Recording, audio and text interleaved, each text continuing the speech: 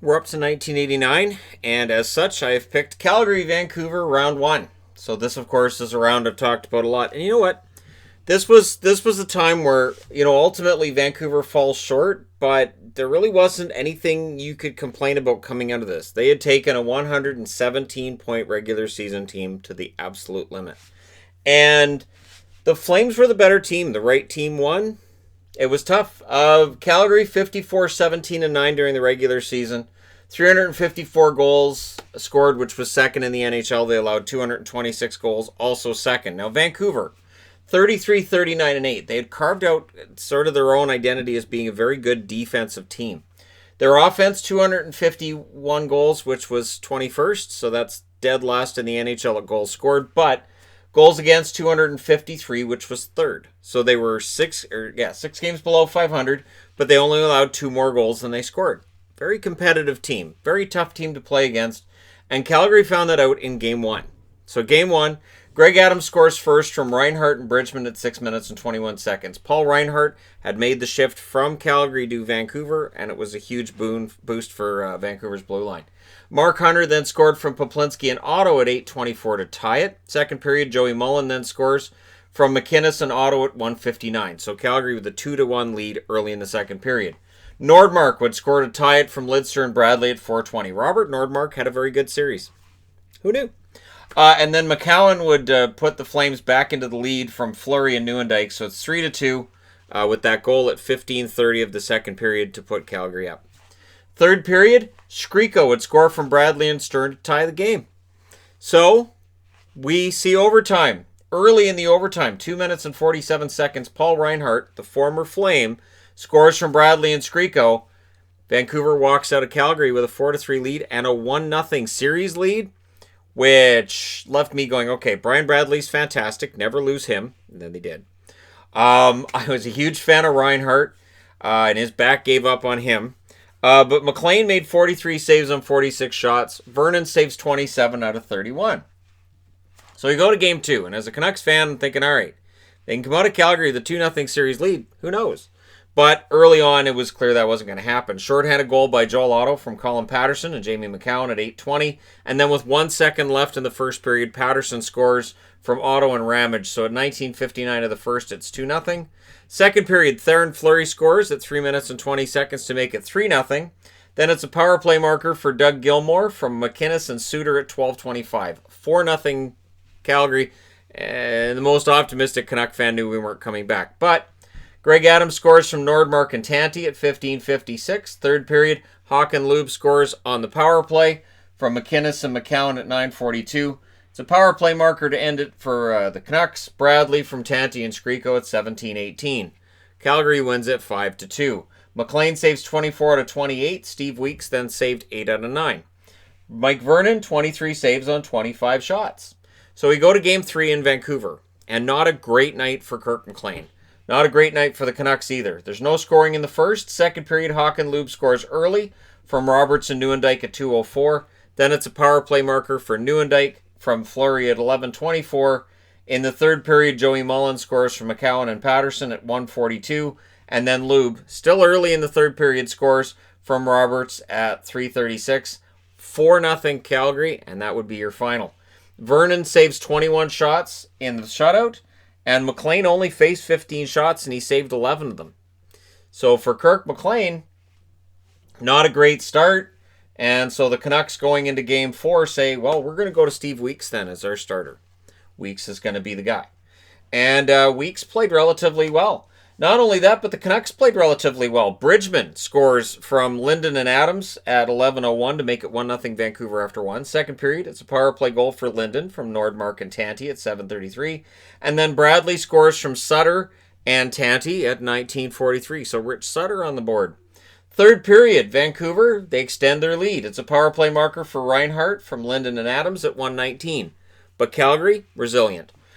First, it's a power play goal for Otto from Suter and McInnes at 6:18, and then it's another power play goal for Fleury from Gilmour and Hunter at 15:02. But Vancouver gets a power play. They capitalize. Nordmark gets the power play marker from Tanti and Linden at 17:05. But then in the last minute of the game, Calgary gets a power play, and they add that second needed goal. That 2-goal lead is restored. Power play goal from Nieuwendyk, McInnes, and Suter with the assist at 1939. Mike Vernon saved 16 out of 19. He gets replaced by Rick Walmsley, who saved 8 out of 10. Steve Weeks saved 27 out of 30. And Vancouver, who had only won 1 out of 8 meetings against Calgary during the regular season, were now in a 2-2 series going to Calgary. But in Game 5, the Flames put the Canucks kind of on their heels.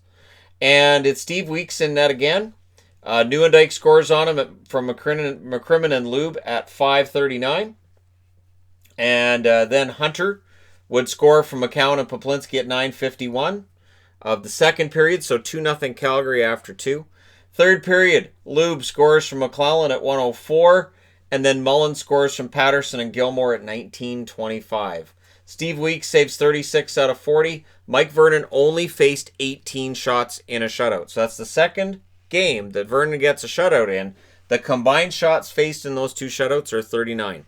Vancouver, a team that was anemic during the regular season, not applying enough pressure in these games when needed, or Calgary's defense, which was second during the regular season, is doing a very good job of keeping them off the board.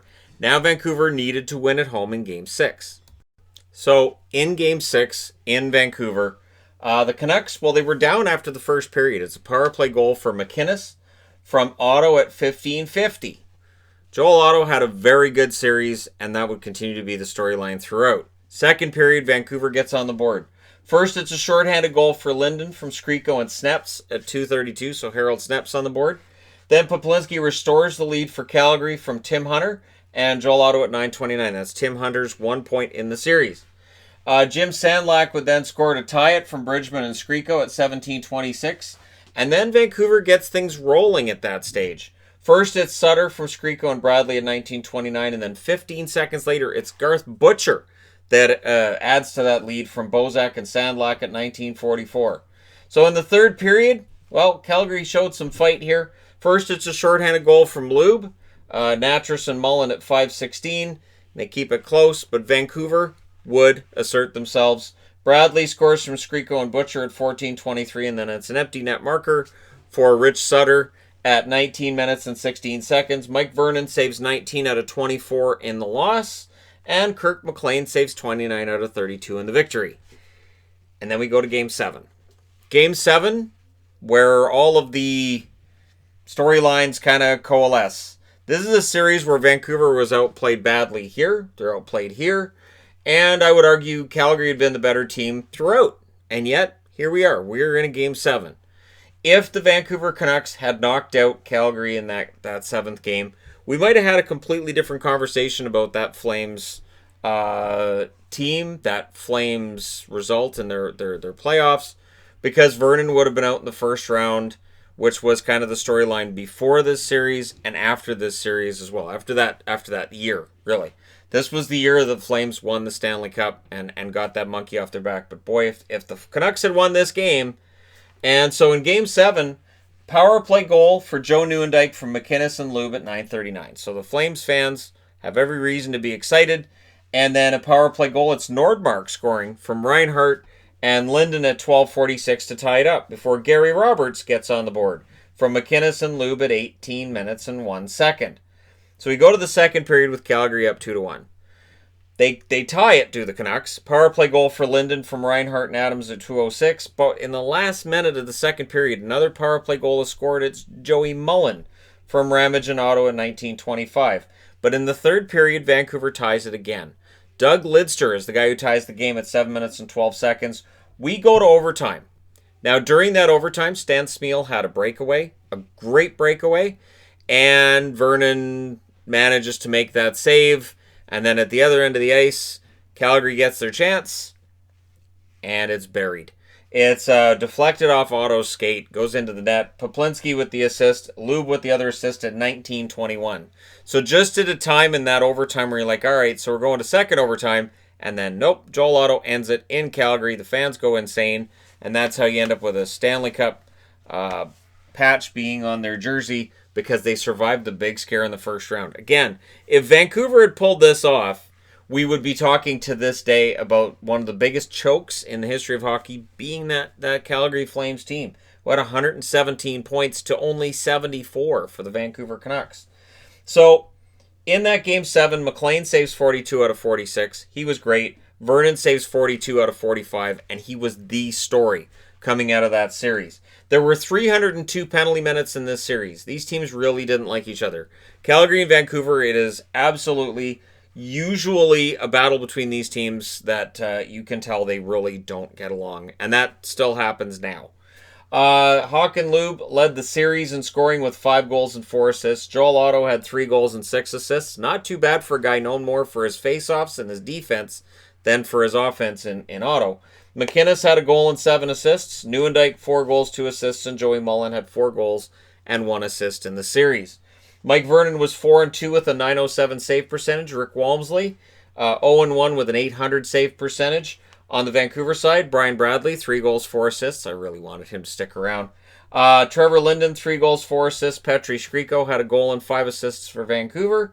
Robert Nordmark had 3 goals and 2 assists. Greg Adams had 2 goals and 3 assists. Paul Reinhart also had 2 goals and 3 assists in this series. Kirk McLean was 2-3 with an .892 save percentage. Steve Weeks was 1-1 with an .899 save percentage. So this is when, Vancouver, they had 2 goaltenders they had some faith in. And Steve Weeks wasn't a bad goaltender. At some point, I could do a career video on Steve Weeks because he was a decent enough goaltender. And Vancouver they weren't the team that was going to knock out Calgary because nobody did that year. But again, if Vancouver had scored that upset, we would have a whole different conversation when it comes to the Calgary Flames organization because they would not have a Stanley Cup in their history. And this series would be remembered as a tremendous choke by Calgary. But they survived it. They got that overtime goal. And they would go on to win the Stanley Cup. And Al MacInnis would end up being your Conn Smythe winner, even though coming out of that first round, you could have given that to Lube, you could have given that to Otto, and you could have given it to Vernon as well as MacInnis himself. So there you go. Let me know your thoughts in the comments section below as always. Don't forget to hit like and subscribe if you're browsing right through. You just happened upon this video. And hey, thank you guys so much for watching, for all your support. And this was a great series. It really was. I will talk to you again soon.